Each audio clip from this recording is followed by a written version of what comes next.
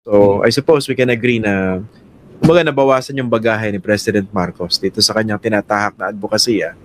Pero yung pangalawa, does this necessarily expose Romualdez and siguro by extension Zaldico to greater scrutiny? O baka naman protected pa rin sila because mga tao pa rin nila yung nandyan at baka naman si Zaldico lang yung matutukan. I don't know, no? Ano bang basa niyo dyan? Well, meron kang bagong Blue Ribbon Committee led by Senator Ping Lacson at saka yung kanyang wingman si Senator Hontiveros. Uncompromising naman yung dalawa. At least yung track record nila. Kaya I doubt kung imamasahin nila yung gagawin nila mga investigasyon. Ikalawa, yung sa ICI, no? Hindi ko kilala si Andy Reyes, pero kilala ko si Babes, kilala ko si Magalong, di ba? Hindi ko kilala si Navarro, pero mukhang role noon mas technical, di ba? Tingin ko ay uncompromising din naman yan si Babes at si Mayor Magalong sa kanila magiging investigasyon. Lalo na nagreklamo mismo ang si Zaldico na bakit nilagay diyan si Magalong na prejudge na siya. Diba? So medyo uncompromising din ang kanyang investigasyon. Ikatlo, yung TRICOM mukhang itutuloy, no? So dapat magpakitang gilas din diyan ang bagong speaker.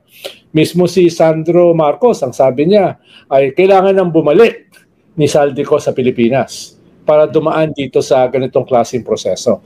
So tingin ko naman, at least indicative, nakikita mo na may mga signs na papunta ron.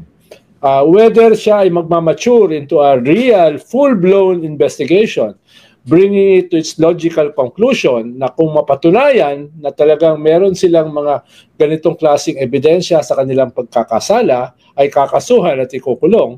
No? Tingin ko ay bibigyan ko ng kaunting benefit of the doubt. Itong nabubuong ito, Blue Ribbon sa Senate, ICI, TRICOM, no? Vince Dizon na nagtatanggal at nagkakaso ng mga DPWH, bagamat tip of the iceberg pa rin yan. So tignan natin in the next few days or weeks. Pero hindi pwede yung matagal. Mabilisan yan ngayon. Dahil medyo impatient yung tao, galit ang mga tao, disillusioned at saka disenchanted ang tao at skeptical. No? Kaya kailangan nila, halimbawa, sa UST, sa Friday, for the first time, no? Magka-candlelight rally ang mga estudyante at idedeklara nila na persona non grata itong mga tiga-uste na nai-implicate dito. No? Kumbaga, in their own limited way, itong mga ito, na dati naman hindi ganyan ka-political, ay may gagawin. At dumadami yan. Dumadami yan. So kung hindi yan makakakita ng seryosong attempt para talagang investigahan, litisin, no? Itong mga nai-involve dito sa massive corruption na ito, at least panimula, ay tingin ko, yung galit na yan ay kakalat pa at dadami pa at sana naman ay hindi sumabog, no? Kung sa mukha mismo ng presidente. Ito yung gusto ko makita, Senator. No? Okay ako dyan, talagang tutukan yung mga, lahat ng contractors, mga magnanakaw, yung mga magnanakaw sa DPWH. O yung mga abogado ng mga contractors. Sino ba yan? Yung mga pinakamalalaking mga law firms.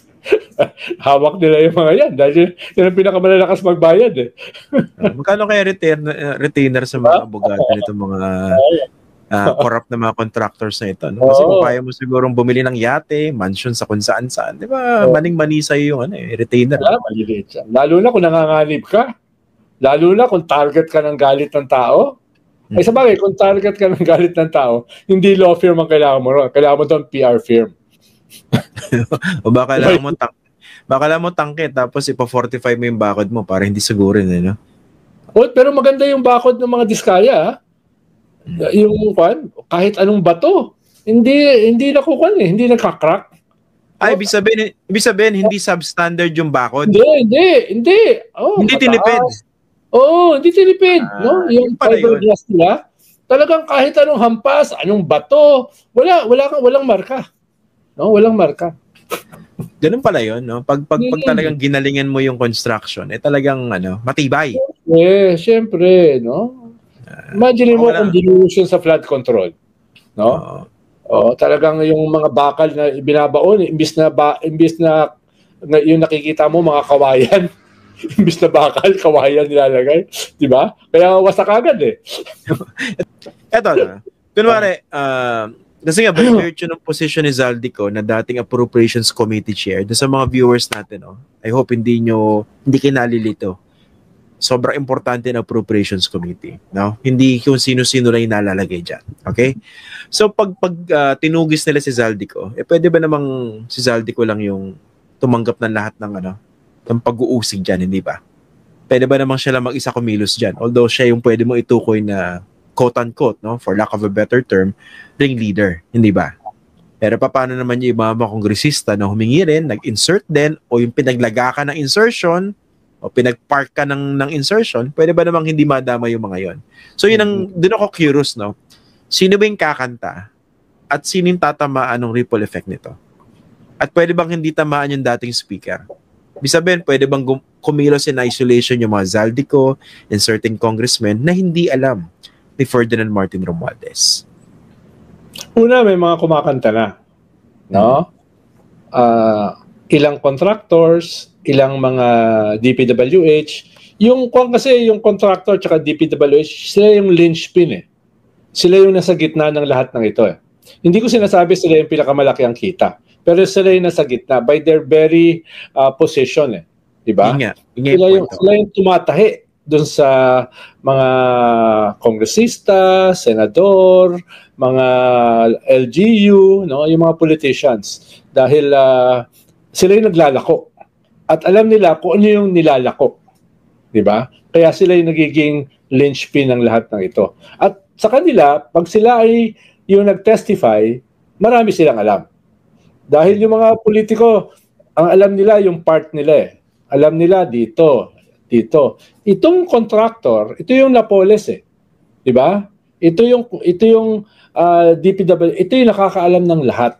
Kaya pag nagsalita sila, ay nakukuha mo yung mga detalye. Kahit may attempt sila na ito lang ang i-target, hindi ito, obvious naman Pero alam mo na sila yung nakakaalam ng mga ito, di ba? Sila nag-aabot ng pera, 'di ba? Kunwari, ito kasi yung connection, 'di ba? Kasi pwedeng palusot ng isang congressman o ng isang senador. Okay, sige, ako nag-insert ng proyekto na 'yan. Pero hindi ko sinabi na kawin niyo 'yan. Talagang in-insert ko diyan dahil kailangan ng distrito 'yan. Ngayon, kung napunta sa ghost project substandard project, ang kakanta dapat doon, DPWH and or yung contractor. Sila magsasabi, ako nag-abot sa tao ng congressman o ng senador. Kasi hindi naman siguro ganong katanga yung politiko para siya mismo tumanggap, di ba? Siguro naman meron siyang tao na tatanggap niyan. Ito yung text niya, Ito yung smoking gun, ito yung daan-daang bilyon, nakapatong sa lamesa ng billiard table. May picture Actually, doon galit na galit yung mga tao dahil nung nagsisimulang lumabas yung ebidensya, yung pinaka-glaring na evidence, yung pera nakapatong sa mga lamesa. Di ba? Nasabi nung isang contractor, dinadala niya kahon-kahon. Dinadala niya sa mga politiko. Di ba? Pag yun ang mga nagsalita, then, tapos may magko-corroborate, tapos ang laban. Kahit magagaling yung mga abogado at saka law firm. Di ba? Yun yung makikita natin. Sa bagay, sa ating sistema, kahit huling-huli na, nakakalaya pa. Di ba? Kahit plunder yung kaso, napapatawad pa at pupunta sa mas minor na krimen na hanggang ngayon ay hindi pa tapos after more than 10 years, di ba? So, yun nga yung irony nun di ba? Yun yung absurdity nun. Na ginamit mo yung sistema, binaboy mo yung sistema para makapagkamal ka ng sangkatutak na salapi. Pero yung perang ito rin gagamitin mo to protect yourself Yes. Diba? At saka yung sistema mismo. I-game mo yung sistema. Di ba? So, vicious cycle siya.